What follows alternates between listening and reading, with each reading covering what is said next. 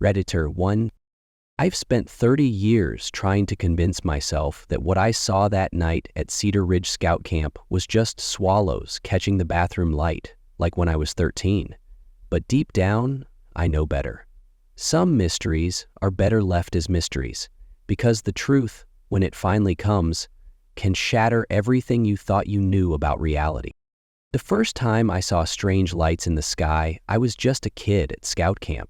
We were lying on our backs after sunset, counting stars and pointing out constellations when Jimmy Martinez spotted them. Tiny white lights dancing in impossible patterns overhead. For one heart-stopping minute, we all thought we'd stumbled onto proof of extraterrestrial life.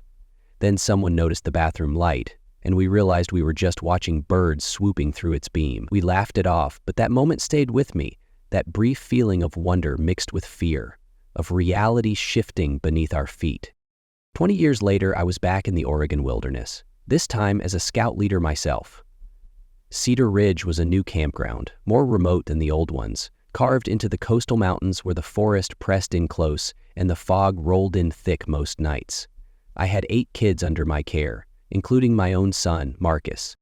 The first 2 nights were normal enough. Ghost stories around the campfire, s'mores, the usual scout stuff. But on the 3rd night, everything changed. It started with the fog. Usually it rolled in from the coast like a blanket, but this time it came in patches, creating weird pockets of clarity between walls of dense white. The kids were already in their tents when I noticed the first light. At first I thought it was just the moon breaking through the clouds, but the light was wrong. Too red, too focused. It moved slowly through the trees on the ridge opposite our camp, like someone carrying a flare. But we were miles from any road or trail, and the light was too steady for a handheld torch. "Mr. Thompson?" Marcus's voice made me jump. He stood at the entrance to his tent, rubbing sleep from his eyes. "What's that?" Before I could answer, 2 more lights appeared, forming a perfect triangle with the first. They moved in perfect synchronization, maintaining their formation as they drifted through the trees. No ultralight could maneuver like that, especially not in these mountains at night. "Get back in your tent," I said, trying to keep my voice steady. "It's probably just—" The lights stopped. For one long moment, they hung motionless in the air. Then, faster than anything I'd ever seen, they shot straight up into the sky and vanished. I almost convinced myself it was over. Almost. The temperature dropped suddenly, dramatically. My breath came out in white clouds, and frost began forming on the tent fabric. In August, the kids started waking up, complaining about the cold. That's when we heard it. A low hum that seemed to come from everywhere and nowhere at once. It vibrated through the ground, through our bones, making my teeth ache and my vision blur. The fog began to glow, not with the warm light of the moon, but with a sickly, pulsing radiance that made everything look wrong. "Everyone stay in your tents," I shouted, but I could already hear zippers opening, voices rising in panic. The lights came back, dozens of them now, dropping from the sky like silent fireworks. They moved through the fog in complex patterns, leaving trails of luminescence that hung in the air like neon writing. But these weren't the white lights of bird bellies in a bathroom lamp's beam. These lights were red, blue, and colors I don't have names for. Marcus grabbed my arm. "Dad, look!" Through a gap in the fog, I saw something that still haunts my dreams. The lights weren't just lights. They were windows. And through those windows, I caught glimpses of somewhere else. A landscape of impossible geometries, structures that seemed to fold in on themselves, and shapes that moved in ways that hurt to look at. And they were watching us. I could feel their attention like a physical weight, an intelligence so vast and alien that merely brushing against it threatened to unravel my sanity. The humming grew louder, and the air itself seemed to vibrate with potential energy. "Everyone run!" I shouted. "Head for the ranger station!" We abandoned everything. Tents, supplies, all of it. I did a head count as we ran through the woods, my flashlight beam bouncing wildly off trees and fog. 8 kids, all accounted for. The lights followed us, keeping pace easily, their patterns becoming more complex, more deliberate. The ranger station was 3 miles away. We made it in 20 minutes, running on pure adrenaline. Ranger Stevens was already outside, staring up at the sky with a look of blank horror on his face. He'd seen them too. We huddled in the station as the lights danced outside, the humming growing so intense it made the windows rattle.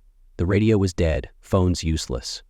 For 6 hours, we watched as the lights performed their incomprehensible ballet, drawing patterns in the sky that seemed to mean something, like a language we couldn't quite grasp.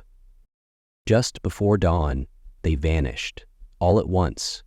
The fog cleared, the temperature returned to normal, and the humming stopped. When we ventured back to the campsite, we found everything exactly as we'd left it, except the ground where the lights had been closest was different. The soil had crystallized into something like glass, but glass that seemed to shift and flow when you weren't looking directly at it. And in that glass, if you looked at just the right angle, you could see reflections of places that couldn't exist on Earth. The official report blamed ball lightning and mass hysteria. The crystallized ground was explained away as a natural phenomenon. The campground was closed for environmental assessment and never reopened. I tried to forget about it, to file it away with my childhood memory of swallows in the bathroom light. But sometimes, on clear nights, I see lights in the sky that move too fast, turn too sharply.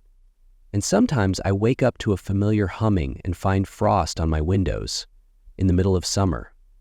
Last week, Marcus called me. He's in college now, studying physics. "Dad," he said, "I think I figured out what we saw that night." I hung up before he could tell me. Some mysteries should stay mysteries, because the truth isn't always about swallows in a light beam. Sometimes the truth is that we're not alone, and the things watching us from above are far stranger than we could ever imagine. The next time you're camping and see lights in the sky, pray they're just birds. Pray they're ultralights or satellites or anything normal, because if they're not, if they move with purpose and intelligence, if they draw patterns that hurt your eyes and make your brain itch, don't look too long. Don't look too long, because they're looking back, and they remember faces. Redditor 2. 20 years have passed since that summer at Wilson's Candy on the Wildwood Boardwalk, but I still can't eat saltwater taffy. The sweet, sticky smell that once meant summer fun now turns my stomach, because that was the summer I learned that some things that disappear don't just go away. They come back, changed. I was 17, working my first real job, 8 hours a night holding out samples of fudge to tourists, watching the endless parade of sunburned families and drunk 20-somethings stumble past. The pay was minimum wage, but I got to keep whatever samples didn't get taken, and the ocean breeze helped cut through the August heat. The boardwalk stretched for miles, a wooden spine running parallel to the beach. During the day, it was a carnival of sounds and smells. Cotton candy, hot dogs, screaming kids on rides, seagulls fighting over dropped French fries. But at night, especially during my late shift, things got weird.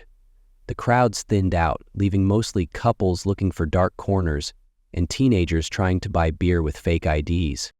That's when I started noticing the red light. It was always in the same spot, hovering over the ocean like a frozen ember. Too high to be a boat, too still to be a plane.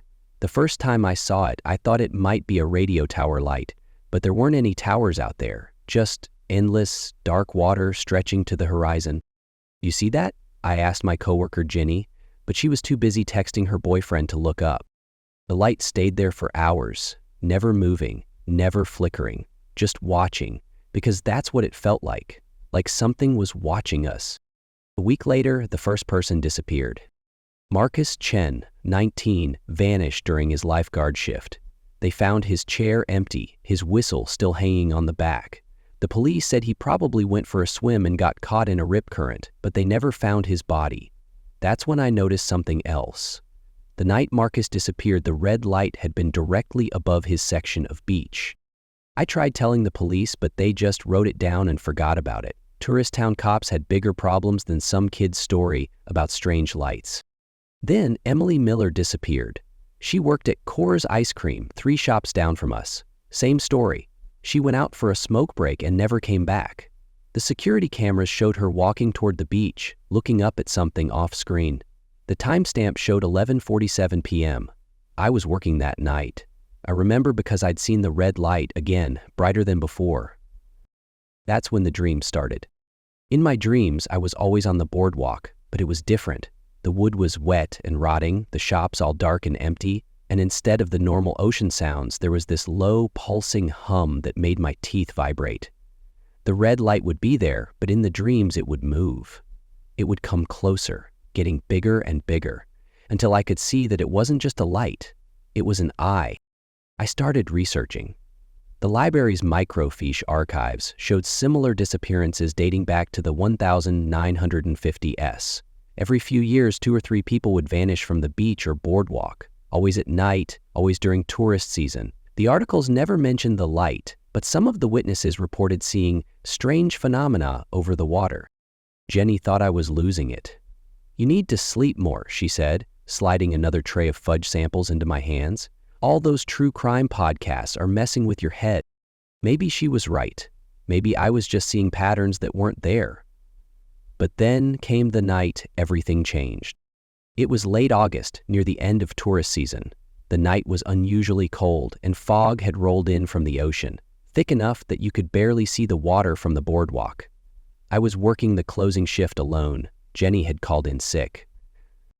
The red light appeared around 10, brighter than I'd ever seen it. Through the fog, it looked bigger too, and somehow closer.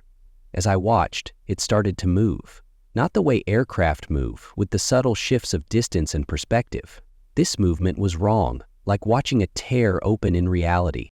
The light descended slowly toward the beach. The fog around it began to swirl, forming patterns that hurt my eyes to look at. The humming started, the same sound from my dreams, but real now, vibrating through the boardwalk planks and rattling the shop windows. I should have run, should have called someone. Instead, I found myself walking toward the beach stairs, drawn by a compulsion I couldn't fight. The fudge tray clattered to the boardwalk behind me, forgotten. The sand felt wrong under my feet, too cold, too firm, like walking on glass. The red light hung just offshore now, maybe 50 feet up, its glow turning the fog into swirling crimson tentacles. As I got closer, I began to hear something else under the humming. Voices, hundreds of voices, all whispering at once in languages I didn't understand. Then I saw them in the fog. Shapes moving in ways that shouldn't be possible, geometries that made my brain scream. And faces. God, the faces. I recognized Marcus and Emily, but they were wrong. Their features were distorted, stretched like reflections in a funhouse mirror, and their eyes were the same burning red as the light above. Something touched my shoulder. I spun around to find Jenny standing there, but not Jenny as I knew her. This Jenny was smiling too widely, her teeth too sharp, too numerous. "We've been waiting for you," she said, but her voice wasn't coming from her mouth. It seemed to come from the light itself, from the twisted air around us, from inside my own head. I ran. I don't remember much about that part, just the feeling of my feet pounding against the sand, then wood, then asphalt. I ran until I couldn't breathe, until I was miles from the boardwalk. When I finally stopped, the light was gone. The fog was gone. Everything was normal again. I quit my job the next day, moved inland, went to college, built a life far from the ocean. I told myself it was just a hallucination brought on by stress and an overactive imagination. But every summer, I check the Wildwood news. Every summer, there are more disappearances. And sometimes, on very clear nights, I see a faint red glow on the horizon, no matter which direction I look. Last week, I got a text from an unknown number. It was a picture of the Wildwood boardwalk at night, taken from the beach. In the corner, barely visible, was a red light. The message below read, "We miss you. Jenny says hi." I'm moving again tomorrow. Somewhere in the desert maybe, where there's no water for things to hide in, no fog for them to shape into nightmare forms. But part of me knows it won't matter. Because whatever that light is, whatever took those people and changed them, it isn't bound by our rules of distance and geography. Sometimes I wonder if I really got away that night, or if this is just another kind of dream. Sometimes, when I look in the mirror, I catch my reflection smiling too widely, my teeth a little too sharp.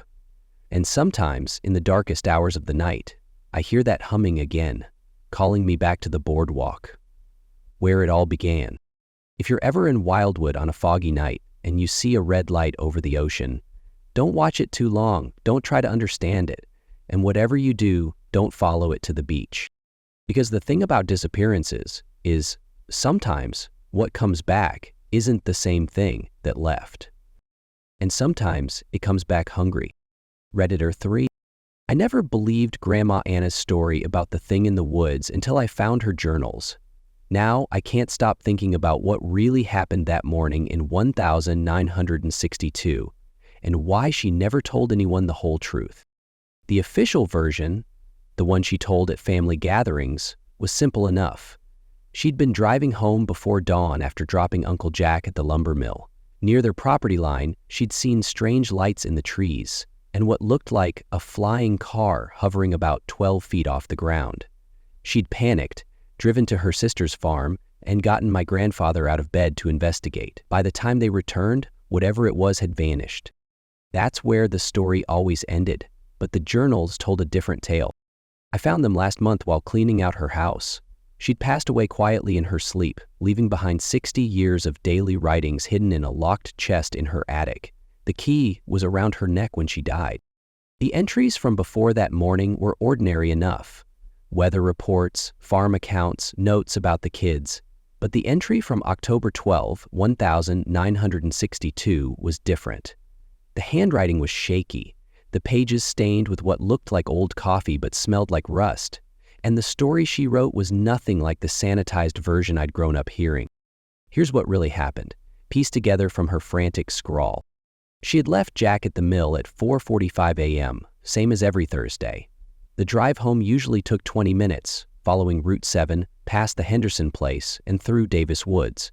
She knew every curve of that road, could have driven it blindfolded. But that morning, something was wrong. The air felt thick, like driving through syrup, and the radio kept cutting out. At first, she thought it was just the usual static, but then she realized it was picking up voices, whispered fragments in a language she didn't recognize. The lights appeared around Dead Man's Curve, filtering through the trees like dawn breaking hours too early. But this wasn't sunlight. It was too blue, too cold, making the autumn leaves look like they were carved from ice. That's when she saw it.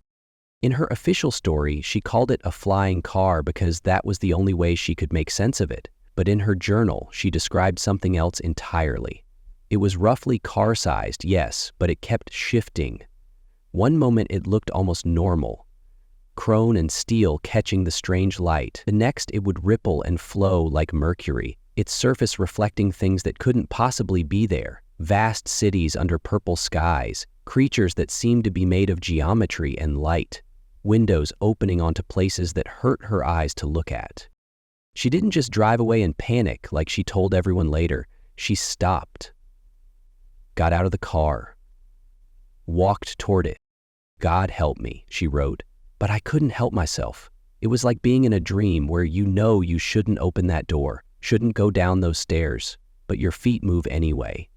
The air smelled like ozone and copper, and I could hear this sound, like a choir singing backward, like a record playing in reverse, and it was calling my name.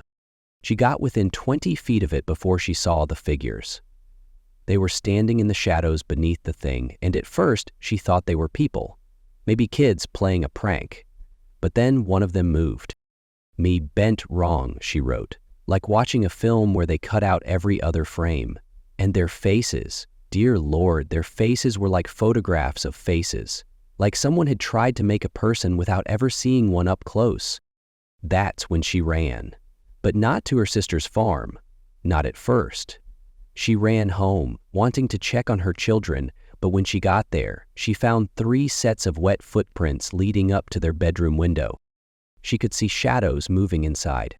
That's why she went for help, not because she was scared of what she'd seen in the woods, but because something was in her house, something was in there with her children. The journal entry ends there. The next week's pages are blank, except for strange symbols drawn in what looks like more of that rust-colored stain. Mel, when I asked my older cousins about that morning, they said they didn't remember anything unusual. They slept through the whole thing, they claimed. But Mary Ellen, the youngest, got quiet when I mentioned it. She was only 4 at the time. I remember waking up, she told me last week, The room was full of blue light and there were people standing around my bed, except they weren't people. They wore people-like clothes that didn't quite fit, and they were looking at me like they were trying to memorize how I was put together. The next entry in Grandma's journal isn't until November, and it's different. The handwriting is too precise, too regular. She wrote about normal things, weather, crops, church socials. But every few pages those strange symbols appear again, hidden in the margins. I've been studying them. They look familiar somehow, like something I've seen in dreams. Sometimes if I stare at them too long, they seem to move on the page. Last night, I finally worked up the courage to ask Uncle Jack about that morning. He was quiet for a long time before he spoke. "Your grandma didn't drop me at the mill that day," he said finally. "I was sick, stayed home in bed. Don't know why she always said she did." I checked the mill's employment records. Jack didn't work there until 1,963 months after the incident. So where was she going that morning? And who or what did she drop off? I drove out to the old house yesterday, following the same route she would have taken. Dead Man's Curve is still there, the trees still thick on either side. I pulled over at the spot where she must have stopped. The air felt strange, heavy with the memory of that morning 60 years ago. As the sun set, I noticed something in the trees. Marks carved into the bark. The same symbols from her journal, cut deep into the living wood. They looked fresh. On my way home, my radio started picking up voices between stations. They were speaking a language I didn't recognize, but somehow I understood what they were saying. They were calling my name. Tonight, I'm going back to that curve in the road. I have to know what she saw. Have to understand why she spent the rest of her life writing those symbols. Why her hands always smelled faintly of copper. But first, I'm writing this down just in case. Because the thing about family stories is, they don't always end where we think they do. Sometimes they're still being written, still unfolding in the dark woods of our shared history. If you're reading this and I haven't come back, do me a favor. Don't look too closely at the symbols. Don't try to understand them. And if you're driving through Davis Woods before dawn and you see lights through the trees, don't stop. Whatever you do, don't stop. Because some family traditions are better left unfinished. Redditor 4. 20 years later, Sarah and I still can't look at car headlights the same way. We've both moved away from Boulder. She's in Seattle now, I'm in Boston. But neither of us drives mountain roads at night. Some childhood fears you never quite outgrow, especially when you know they're not just fears. It was August 1, 1998, one of those perfect Colorado summer nights when the air smells like pine needles and possibility. Sarah was sleeping over, like she did most weekends. My bedroom was on the second floor of our house on Baseline Road, with a huge window that looked out over Chautauqua Park and the Flatirons. Those massive slabs of rock that slice up from the foothills like nature's sundial. We were supposed to be asleep, but the mountain was putting on its nightly show. Headlights from late-night hikers and park rangers wound up and down the access road, creating strings of pearls in the darkness. Sarah and I had made up stories about each car.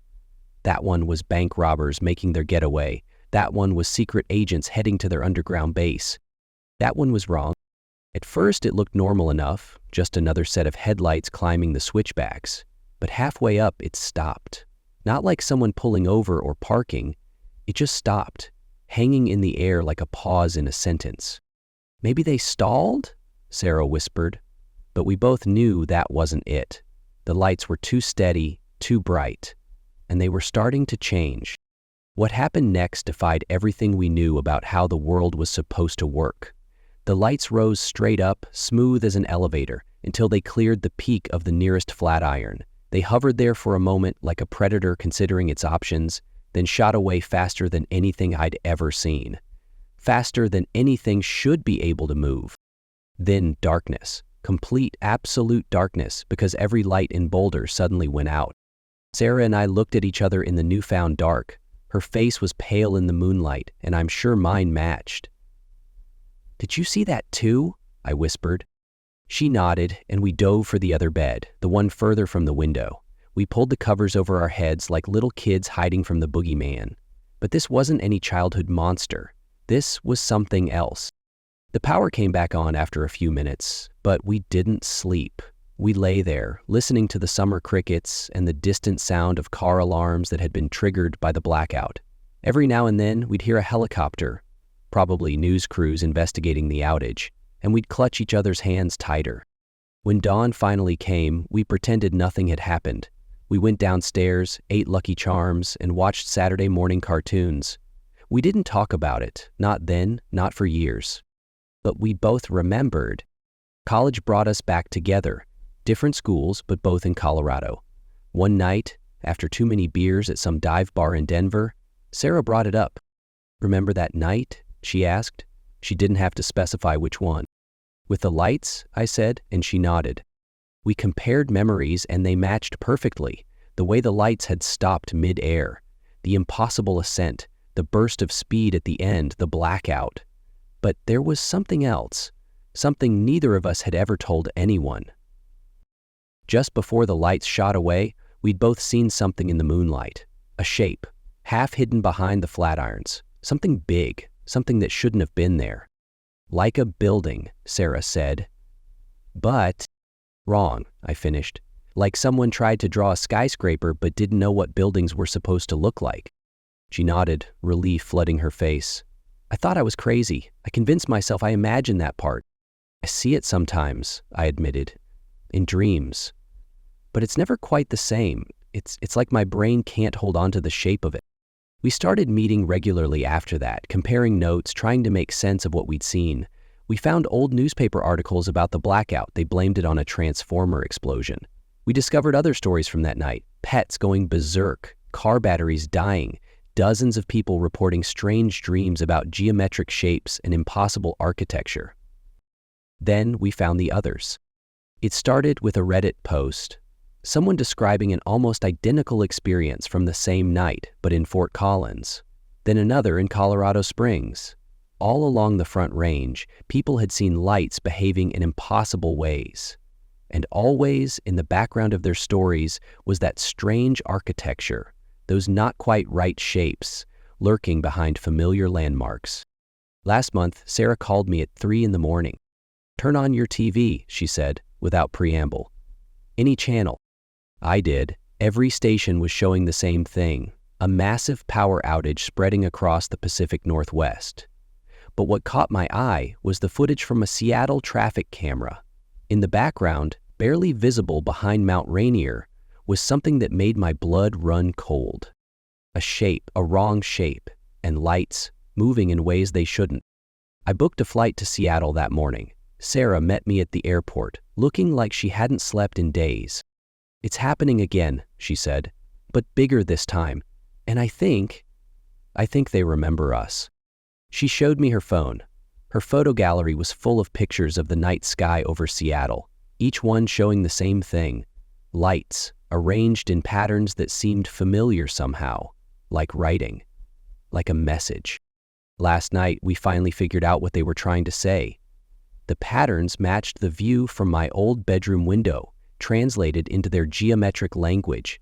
They weren't random lights we saw that night in Boulder. They were scouts. And now they're coming back. I'm writing this from Sarah's apartment in Seattle. The power's been out for 3 days now. The shapes behind Mount Rainier are getting clearer, more solid, more real. And the lights are everywhere now. If you're reading this and you see headlights stop in midair, don't watch what happens next. Don't look for shapes behind the mountains. And whatever you do, don't try to read the messages they're writing in the sky. Because they're not messages for everyone. They're messages for those of us who saw them the first time. And they're telling us it's our turn to visit their world, to see their version of mountains and roads and lights in the darkness. Sarah's calling me now. The lights outside her window are moving again. They're forming new patterns, and this time I understand what they're saying. They're saying welcome home. Redditor 5. If you want my advice, don't answer phone calls that come right after you see something impossible. Some questions are better left unanswered, some voices better left unheard. I learned that lesson 3 years ago, and I'm still screening my calls. It started as one of those aimless summer nights, driving around Houston with my girlfriend Maya and her best friend Tori. You know the kind. Windows down, music up, no particular destination in mind. The highway stretched out ahead of us like a river of headlights, the city's light pollution turning the sky that peculiar orange-purple you only get in urban areas. That's probably why the light stood out so much when it appeared. At first, I thought it was a plane coming in for landing at George Bush International. But something was off. The light was too bright, too focused, like someone had hung a spotlight in the sky. And the speed. I've never seen anything move that fast, not even military jets at air shows. Holy shit, Tori said from the back seat. You guys see that? Maya was already fumbling for her phone to record it, but the light was gone before she could even unlock her screen. We laughed it off, made the usual jokes about aliens and government experiments. Just another weird thing to add to the list of strange stuff you see on late-night drives. Then Maya's phone rang. She didn't answer it. We were talking about where to get late-night tacos. But the voicemail notification popped up immediately. And that's when things started getting weird. You guys have to hear this, Maya said, her voice tight with something between laughter and fear. She put the phone on speaker and held it up. What came out of that speaker wasn't a voice. At least, not any kind of voice I'd ever heard before. It was like digital static had learned to speak, like a robot trying to gargle mercury. The sounds it made weren't words exactly, but they had a rhythm, a pattern, that felt almost like language. And underneath it all was a humming, the same frequency that makes your teeth ache when you stand too close to high-voltage power lines. That's when I noticed the streetlights, or rather, the lack of them. We were driving down Richmond Avenue, a street I'd driven hundreds of times, but every single light was out. Not flickering, not dim, completely dead. The only illumination came from our headlights and the distant glow of downtown. "Turn it off," Tori whispered from the back seat. "Please turn it off." Maya ended the voicemail, but the humming continued. It took us a few seconds to realize it wasn't coming from the phone anymore. It was coming from outside the car. I pulled over, killing the engine. In the sudden silence, the humming was clearer, more distinct. It seemed to be coming from everywhere and nowhere at once.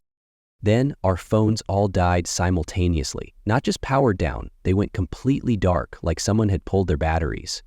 The car's digital dashboard flickered and went dark too. We sat there in the darkness, three people trying very hard not to panic, when Maya spotted it. "Look," she said, pointing through the windshield. Above the darkened street, something was moving. Not a light this time, a darkness, a void in the shape of something. It was like trying to describe the shape of water, like trying to draw air. My brain couldn't quite process what I was seeing. We watched it pass overhead, blotting out the stars as it moved. The humming grew louder, became almost unbearable, then suddenly stopped. All the streetlights came back on at once. Our phones rebooted themselves. The car's systems came back online with a cheerful chime that made us all jump. We drove home in silence, each lost in our own thoughts. None of us wanted to be the first to say what we were all thinking, that something had noticed us noticing it. I didn't see anything else unusual for almost 2 years. Life went on. Maya and I broke up, stayed friends. I got a dog, a German Shepherd mix named Cooper, started taking late-night walks to clear my head. That's when I saw the second one. It was a perfect night for stargazing. Clear skies, low humidity, one of those rare Houston nights when the air doesn't feel like soup. I was walking Cooper, listening to music, when something made me look up. At first, I thought it was just a gap in the stars, a cloud I hadn't noticed. But clouds don't move like that, don't have edges that sharp. This was something solid, something massive, something that shouldn't have been there. It was like looking at a hole cut in reality, a piece of absolute darkness that moved with deliberate purpose across the sky. If the first object I'd seen was bright enough to burn itself into my vision, this one was its opposite. So dark it seemed to absorb the light around it. Cooper saw it too. He stood perfectly still, ears forward, eyes locked on the object. He didn't bark, didn't growl, just watched with an intensity I'd never seen in him before. As the object passed overhead, I felt a familiar sensation, that deep, bone-rattling hum. But this time, something was different. This time I could almost understand it. My phone was dead again, of course, but when it came back on hours later, there was a voicemail from an unknown number. I haven't listened to it. It's still there, sitting in my inbox like a digital time bomb. Sometimes, late at night, I think about playing it. Sometimes I wonder if it would finally explain what I saw, what we all saw. But then I remember something else from that first night, something Maya told me weeks later. She'd saved that first voicemail, transferred it to her computer before her phone died. She ran it through every audio analysis program she could find, trying to clean up the signal, to find some pattern in the noise. She finally found one. When she slowed the recording down to 1/10 speed and reversed it, there were words. Just 3 words repeated over and over. We see you. Last week I was walking Cooper again. Different neighborhood, different time of night, but the same clear sky. He stopped suddenly, looking up, and I felt it before I saw it. That deep, subsonic hum. I didn't look up this time. I didn't want to see what shape the darkness would take. Didn't want to know if it was coming closer than before. I just grabbed Cooper's leash and ran. When we got home, there was a new voicemail on my phone. This one wasn't distorted. This one wasn't reversed or slowed down. This one was clear as day, in a voice that sounded almost like my own. Why did you run? We just want to talk. I deleted that voicemail. I deleted the old one too. I changed my number, switched carriers, bought a new phone. But sometimes, when I'm lying in bed at night, I hear that hum. And sometimes, when it's very quiet, I can almost understand what it's saying. They're still up there, watching, still trying to make contact. And sooner or later, I'm going to have to answer. Because the thing about unidentified flying objects is, sometimes they identify you first. Redditor 6. Mike never lies. That's the first thing you need to know about him. While other guys spin fishing tales about the one that got away, Mike measures his catches down to the 1/4 inch. While they brag about near misses with death on the highway, he quietly changes lanes and notes the make and model of the car that almost hit them. He's the most honest person I know, which is why I believe him about what he saw that morning in 1982. I've heard the story 3 times now. Once when we first met. Once after his father's funeral when we were both drunk enough to talk about impossible things. And once last week, when he called me at 3 in the morning and asked if I remembered what he'd told me about the station. The details never change. That's another thing about Mike. His memory is like a steel trap. He was 12 years old, waiting for the school bus on Maple Street. It was late October, cold enough for frost, but not cold enough for snow. The sun wasn't quite up yet, and the streetlights were still on. He was reading a comic book.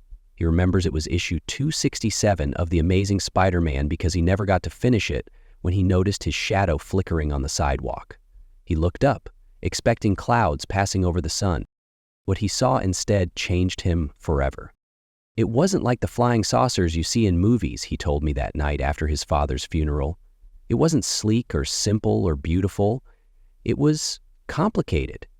Like looking at the inside of a clock that's been taken apart and put back together by someone who had their own ideas about how time should work.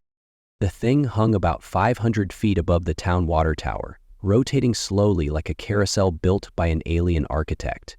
It had multiple levels. Mike counted 7, but he says they seemed to shift and change as he watched, like the structure couldn't quite decide how many floors it needed. Around it, smaller objects moved in complex patterns. Mike called them orbs, but that wasn't quite right. They were spherical sometimes, yes, but they would split and merge as they moved, 2 becoming 4, becoming 3, becoming 2 again, like mercury drops on a tilted surface. The weird thing was the sound, he said during that late-night call last week, or rather, the lack of it. Something that big, that complex, should have made noise, but there was nothing. Just this pressure in my ears, like being underwater too deep. He watched it for 30 minutes. He knows exactly how long because he kept checking his watch, trying to convince himself that time was still moving normally. The bus was late that morning. The driver later claimed his engine had died for no reason and started again just as mysteriously. But the strangest part came near the end. Another craft appeared, this one more conventional looking, almost like a military helicopter but without rotors. It approached the station and performed what Mike can only describe as a docking maneuver, connecting with one of the levels that had opened up like a flower blooming in reverse. That's when I knew Mike told me during that first conversation. Whatever it wasn't ours. Not entirely. The technology gap between that thing and what we had in '82 was like comparing a stone axe to a laser beam. Mike went on to become an aerospace engineer. He works on classified projects now, the kind he can't talk about even after a few beers. But sometimes, when we're sitting on his back porch looking up at the stars, he gets this look on his face, like he's searching for something specific. Last week he called me again. They're building something like it now, he said, his voice tight with an emotion I couldn't identify. Not exactly the same, but similar principles. I can't tell you more than that. He was quiet for a moment, then, but here's the thing that's been keeping me up at night. What if what I saw wasn't from the future? What if it wasn't alien technology at all? What if it was ours, just not from here? What do you mean, not from here? I asked. You ever hear of quantum mechanics, multiple worlds theory, the idea that every decision creates new timelines, new realities? I had, but I didn't like where this was going. What if that station wasn't visiting from above? What if it was visiting from sideways? From a version of Earth where we made different choices, developed different technologies? That's quite a leap from UFO to parallel universe, I said. Think about it. Why would something that advanced need to dock? Why would it need multiple levels like a building? Unless it was built by humans, just not our humans. He paused again. I've seen the blueprints, he whispered. At work. Not the same design, but the same philosophy. Like we're reinventing something we already invented somewhere else. Mike, I said carefully, are you saying what I think you're saying? I'm saying I think that 12-year-old boy didn't see the future. He saw another present. And now we're catching up to where they were. Or maybe they're catching up to where we're going to be. That was 2 days ago. Mike hasn't been to work since that call. His house is dark, his car still in the driveway. I drove by this morning and saw something that made my blood run cold. Frost on his lawn, in perfect circles.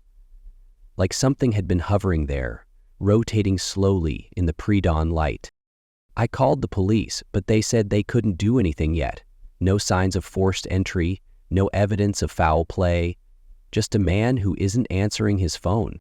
But last night I saw something above the water tower, just for a moment, just as the sun was setting.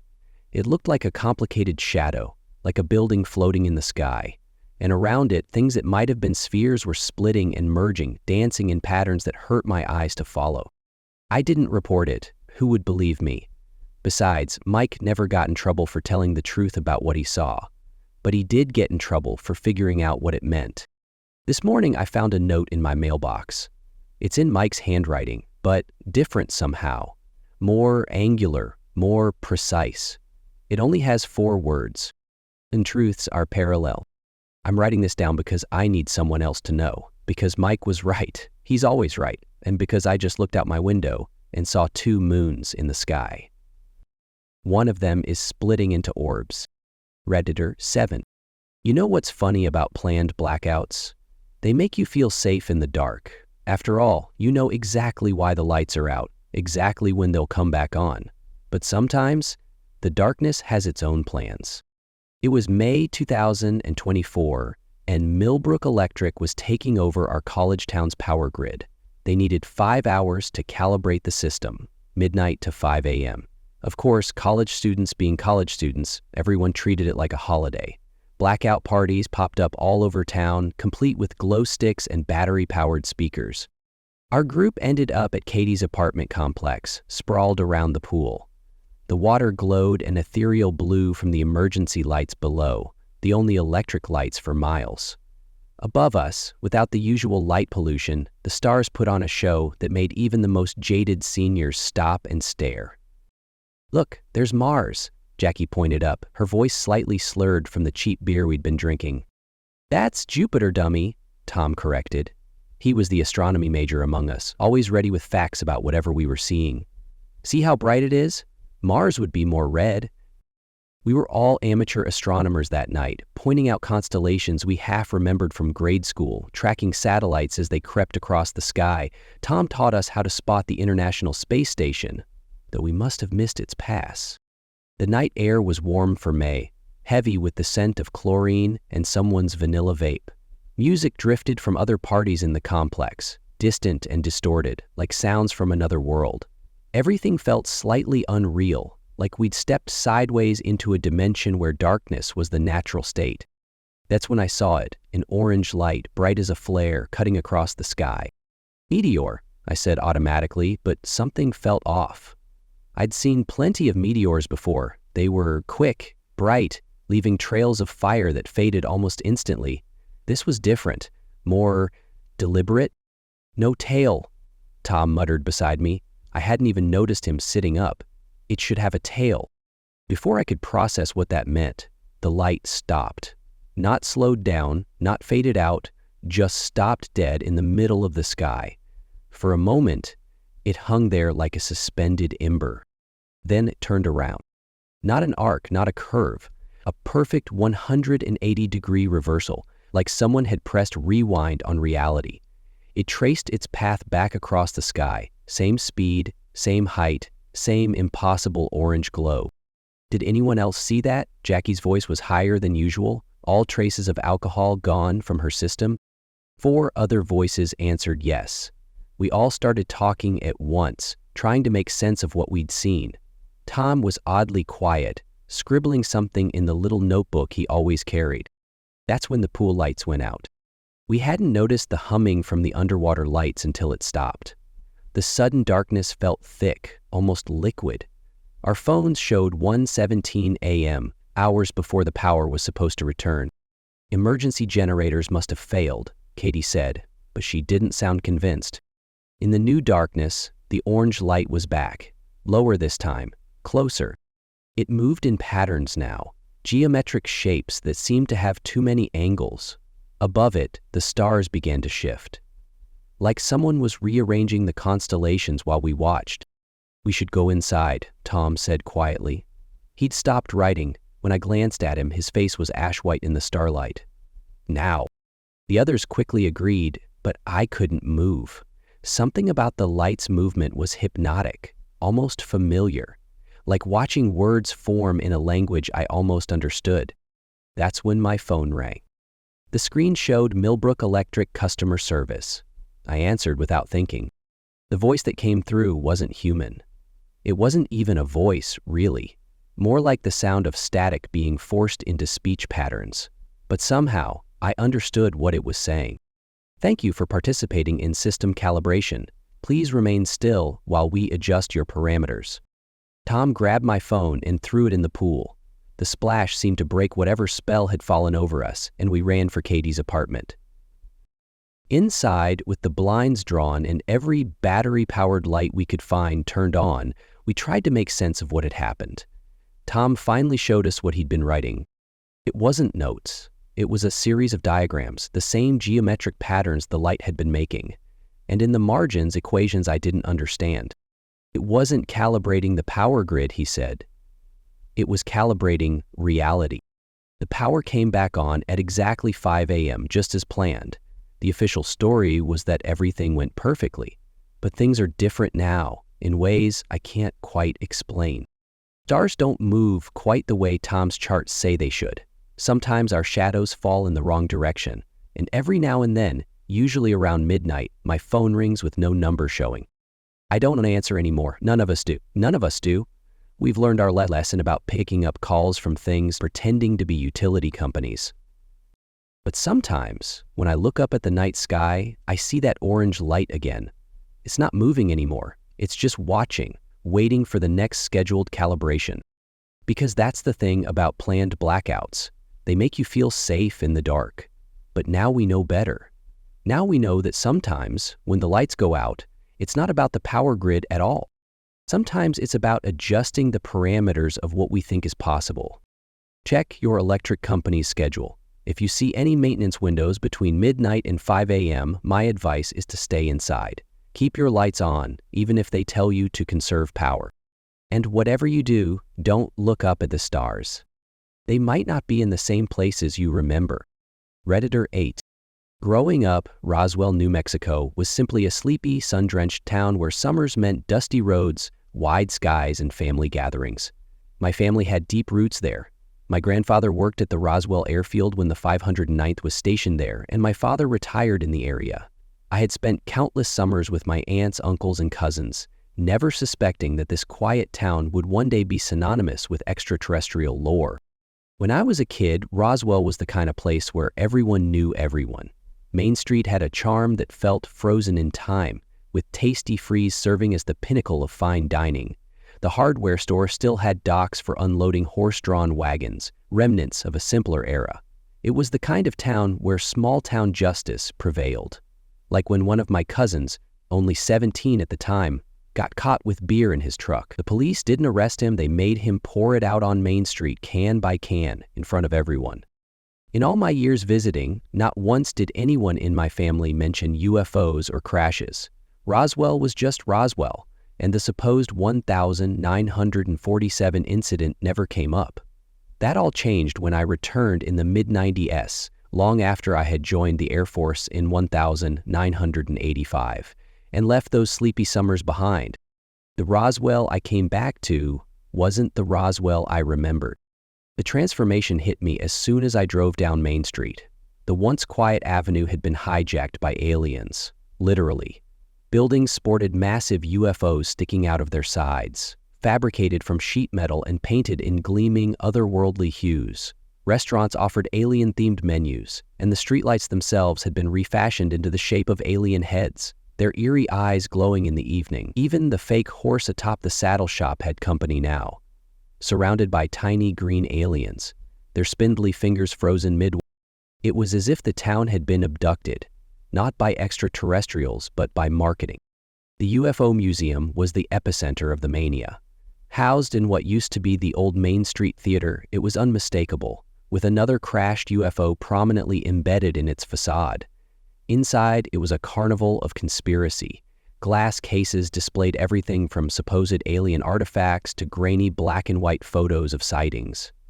There were endless newspaper clippings, maps of alleged crash sites, and even detailed diagrams of alien autopsies. The exhibits felt less like evidence and more like a desperate plea to believe. I wandered through the museum, trying to take it all in, but as I moved from one display to the next, a familiar feeling crept in. Skepticism. None of it convinced me.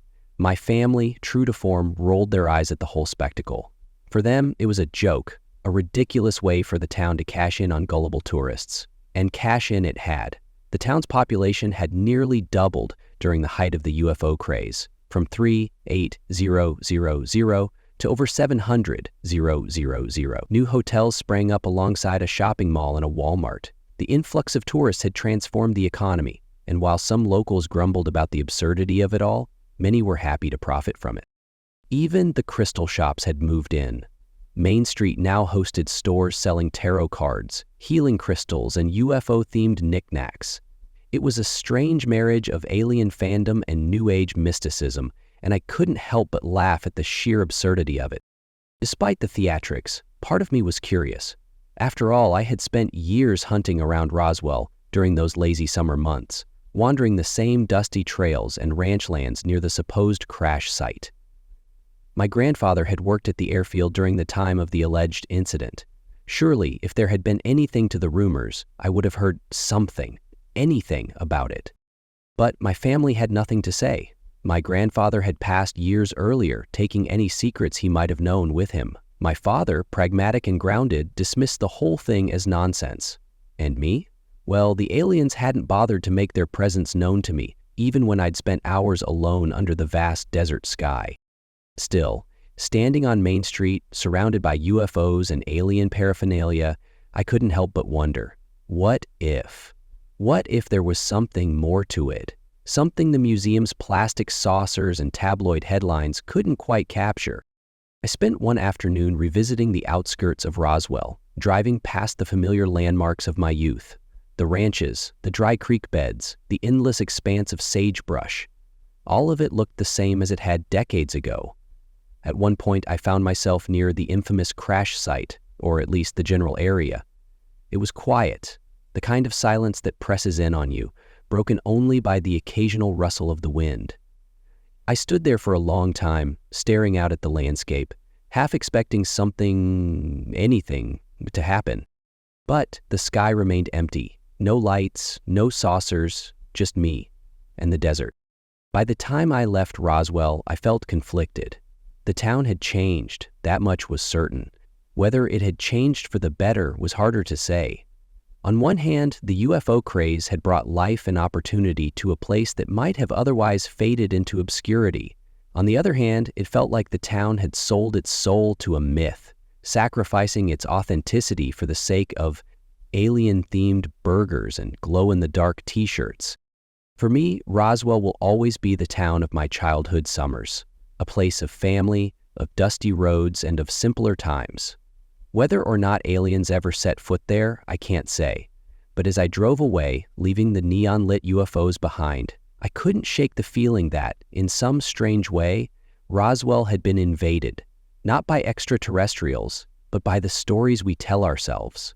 Stories of mystery, of wonder, and of the unknown. And maybe, just maybe, that's what makes it special. Redditor 9. As I inhaled, the air turned cold. It wasn't the crisp chill of a typical autumn morning. This was something else entirely. The cold had an edge to it, a sharpness that cut through my lungs and sent a shiver cascading down my spine. John had darted ahead of me, disappearing through the dense brush of the woods. His voice echoed back, sharp and urgent, breaking the stillness. "David," he shouted, "come here and look at this. It's so weird." John and I were both 15, and we had spent most of our lives exploring the countryside near our homes. The thick woods and sprawling fields were our playground, a place where we'd memorized every tree, trail, and boulder. But the way his voice wavered with both excitement and unease unsettled me. What could he have found out here? How had we missed? I pushed through the underbrush, my heart pounding, until I found him standing at the edge of a small crater. The earth around it was freshly torn, a raw wound in the otherwise tranquil forest floor. In the center of the crater lay a metallic sphere about the size of a basketball. It shimmered faintly in the dim light, emitting tendrils of steam that twisted into the cool morning air. I couldn't tell if it was heat or an unnatural cold that caused it. John knelt down, his curiosity already overpowering any instinct for caution. He grabbed a stick from the ground and extended it toward the sphere. "John, maybe don't," I started, but my voice faltered as the words left my mouth. Before I could finish, the stick made contact with the metallic surface. The world exploded in light. It wasn't just bright, it was blinding, a searing white that obliterated everything. The ground felt like it was ripped out from beneath me, and I collapsed. I tried to move, but my limbs refused to obey. Panic gripped me as I realized I was paralyzed, frozen in place except for the frantic darting of my eyes and the subtle twitch of my fingers. The light began to fade, and as my vision returned, I saw the sphere hovering above the crater, spinning slowly. A low hum filled the air, vibrating in my chest. The trees around us swayed violently, as though a storm had suddenly descended. The temperature plummeted, the cold so intense it felt like it was burrowing into my bones. Then the sphere shot upward, vanishing into the sky. For a moment everything was still, the woods eerily silent except for the faint rustle of disturbed leaves. My breath clouded in front of me, and I strained to move, to shout, to do anything. The silence was shattered by a sound, a deep, resonant hum that seemed to come from everywhere and nowhere. I looked up and my heart stopped. Emerging from the dawn sky was a disk, its surface smooth and unbroken, a perfect metallic gray. It was enormous, easily 15 feet across, and it hovered just above the treetops, defying everything I thought I knew about physics. The sphere we had found was drawn into the underside of the craft, disappearing as if it had been swallowed whole. The hum grew louder, the vibrations shaking the ground beneath me. The disk rotated slowly, and once again that blinding light engulfed us. But this time the sensation was different. I felt weightless. It was as though gravity had simply ceased to exist. My body, frozen moments ago, now floated upward, drawn into the light. I could see John rising alongside me, his eyes wide with terror. I wanted to reach out to him, to scream, but the words died in my throat. The light enveloped me completely, and the world dissolved into an infinite, empty brightness. Then, just as suddenly as it had started, it was over. I woke up with a gasp, the cold air rushing back into my lungs. I was lying on my back in the middle of the woods, the trees towering above me, their leaves shimmering faintly in the early morning light. The crater was gone. The sphere was gone. Everything was as it had been before, as though none of it had ever happened. But it had happened. My body ached with a strange, unfamiliar exhaustion, and my fingers were numb with cold. John was lying a few feet away, his face pale and his expression blank. Slowly, he sat up, his eyes meeting mine. Neither of us spoke for a long time. What could we even say? Finally, I managed to break the silence. What just happened? John shook his head. I don't know, he whispered. His voice was shaky, barely audible. I think they took us. We sat there in the woods for what felt like hours, trying to piece together the fragments of memory, the flashes of light, the overwhelming cold, the weightless pull of the light. But nothing made sense. We couldn't explain what we had seen, what we had felt. The only thing we knew for certain was that we would never come back to this part of the woods again. Even now, years later, the memory of that morning lingers, vivid and haunting. I still wake up in the middle of the night sometimes, my skin cold and my heart racing, the hum of that alien craft echoing faintly in my mind. What happened to us out there? What did they do to us? I don't think I'll ever know.